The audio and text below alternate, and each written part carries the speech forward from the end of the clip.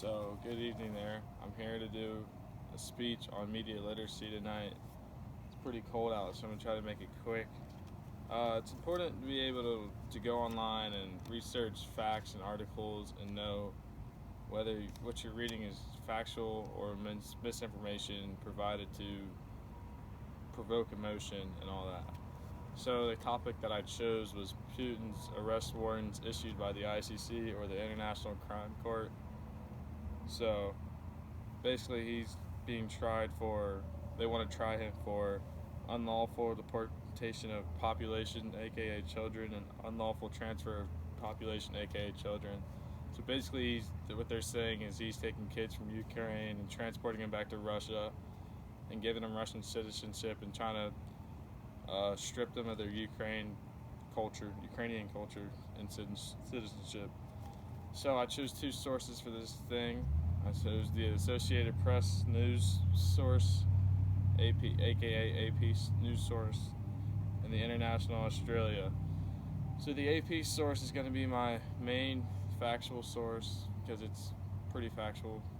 The International Australia is going to be my opinionated piece. It's also really factual, but has strong opinionated ideas and views as well. So I'm just going to be looking at the differences in the wording and structure that the International Australia news piece uses over the AP source. So the AP News article was written by Mike Corder, an AP correspondent based in The Hague, which is basically the home to the International Crime Court. And then it was also written by Raf Kassert. He's an AP News editor.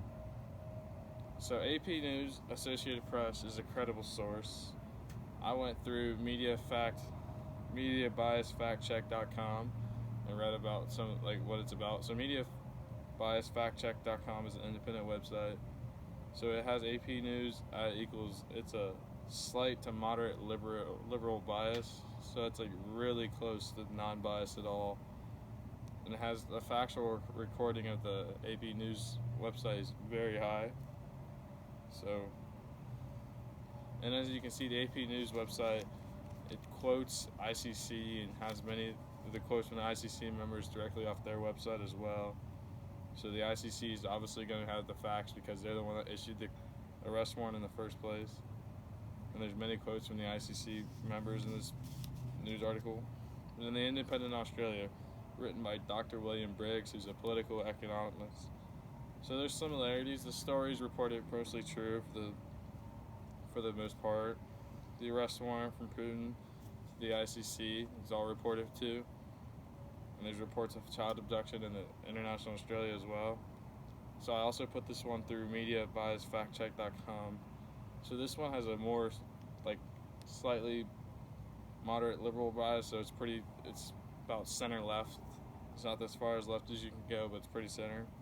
It utilizes loaded words to appeal to emotion and make people get emotionally involved in the story. So the factual reporting level it got was mostly factual, which is just below what AP got it's just near mostly truthful. So many of the deceptions and faults wrong with the thing is the International Australia piece is very anti-American somehow. It brings American problems into the article when it should be discussing the problems between Ukraine and Russia.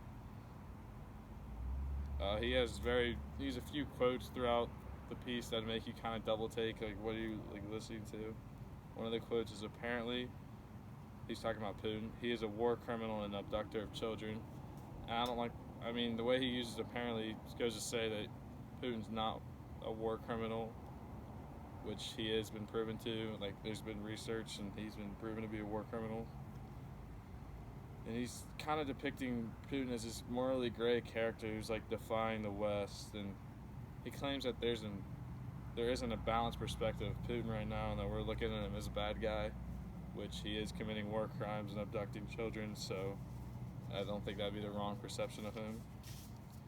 So the AP News outlet had provided factual information, many different quotes from ICC officials, and no opinionated sentences or phrases throughout the whole piece.